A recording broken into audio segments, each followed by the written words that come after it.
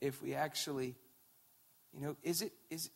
could it be that Kierkegaard was right when he said, when Jesus walked the face of the earth, it was an easy thing to become a Christian and it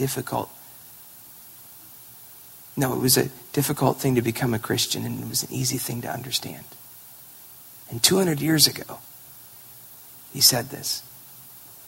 Is it possible today we have the opposite? It's an easy thing to become a Christian and a difficult thing to understand? Why has it become so difficult? Because you became a Christian and then I decided that I would teach you my Christianity. And then I made it really difficult.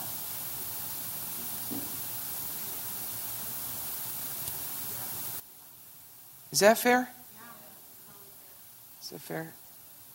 We live in a time, like I said last night, that we got, even like with my son Samuel, he goes to school.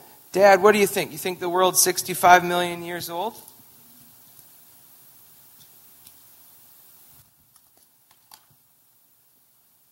I don't know.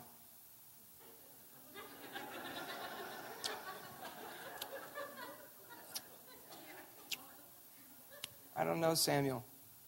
Why don't you ask Jesus? Oh, that's foolishness. Why? Is it more foolish than me giving him an absolute because I'm nervous?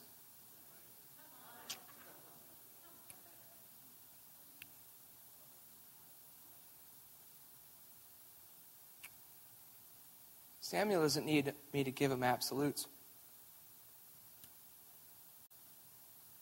He just needs me to make God real.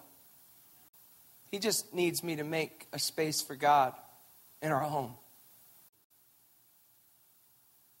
And like Kierkegaard, is it possible that by the help of Christianity, we have Christians that have not yet become Christians right here in America?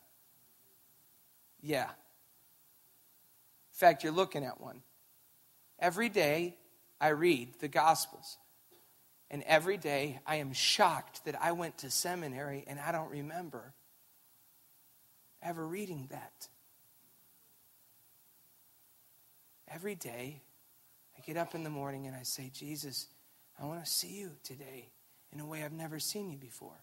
And every day he ends up showing himself to me in a way I've never seen him before. And every day I have this crossroads. And I can either hold on to what I always thought he was, or I can grab his hand and follow him in who he really is. What I think he is? Why does that happen? Because our cultural idols, they hold us back. And Jesus says something, and we all know it's the truth. We all know it's the truth. We all know we wouldn't do any better being president. We know it's the truth. But we'd rather just keep taking the name of the Lord in vain. And this is what we're after.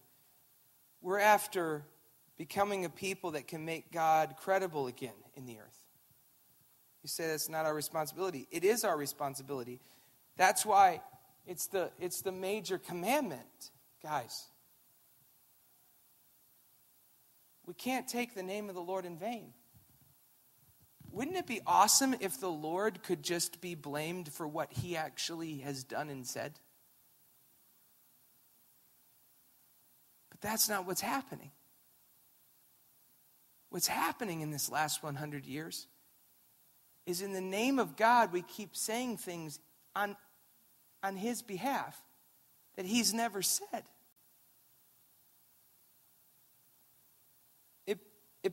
It puts quite a responsibility on believing people, Rowan Williams says, of course. It'd be much nicer for all of us if we could just rely on arguments, not on the uncertainties of human lives. But nonetheless, the remarkable fact remains. Some people throughout history do take responsibility for making God credible in the world. This turn of phrase about taking responsibility for God I owe to one of the most striking believers of the 20th century, one of the many who made God believable by their resistance to the nightmares of modern totalitarianism in violence. I may not pronounce this correctly, but Etty Hillesum was a young Jewish woman. From here on out, I'll just refer to her as Etty. In her 20s, when the Germans occupied Holland. And not a pious or conventional person at all, not someone with an explicit religious commitment. Her published diaries and letters from 1941 to 1943 show how, during the terrible period in the history of her country and her people, she became more and more conscious of God's hand on her life. At a time when most would have been likely to feel more deeply skeptical about God, imprisoned in the transit camp at Westerbork, before being shipped off to Auschwitz, where she was to die in the gas chambers in November 1943 at the age of 29.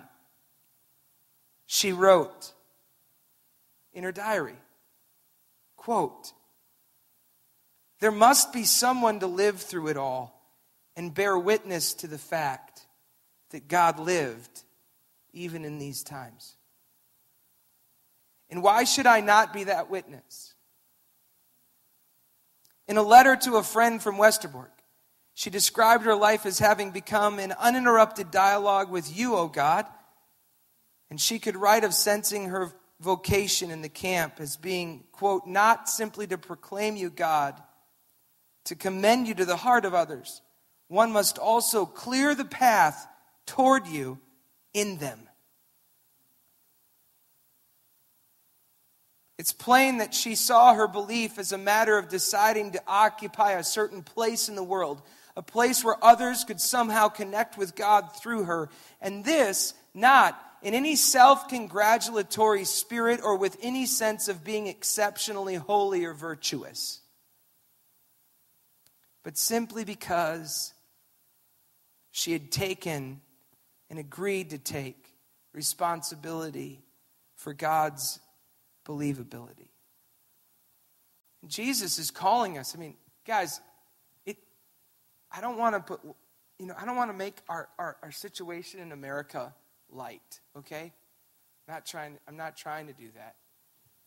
But Etty is a 29-year-old girl on her way to die in Auschwitz.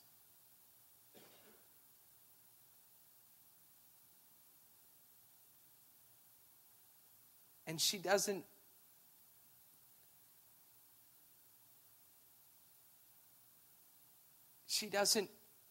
want to do anything but just let people know through her writing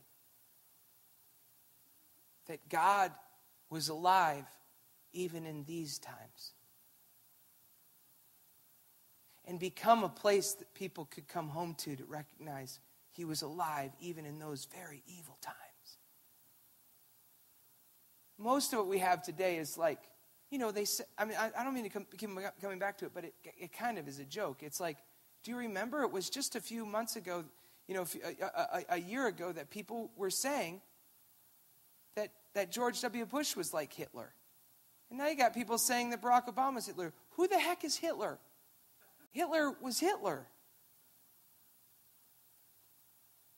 Come off it. Not to mention, I think that's ridiculous. For both of them, it's totally ridiculous. But, the history will be the judge of me. Maybe George W. Bush and Barack Obama are the next great Hitlers of the world. I don't mean to make light of it, but I think that's a little bit foolish. But we'll see. Keep the tape. And in 30 years from now, we'll roll it back and we'll see. Okay? For those of you that are a little older, have a little bit more sense of history, I don't mean to be like making fun of it, but come on, Christians. Seriously, guys. But let's say Hitler lived today.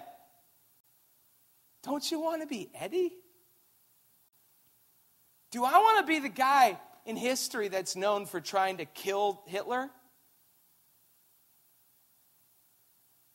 Oh, I'm sure that's great. It's wonderful. Hey, they'll make a movie about you. I'd rather be Etty.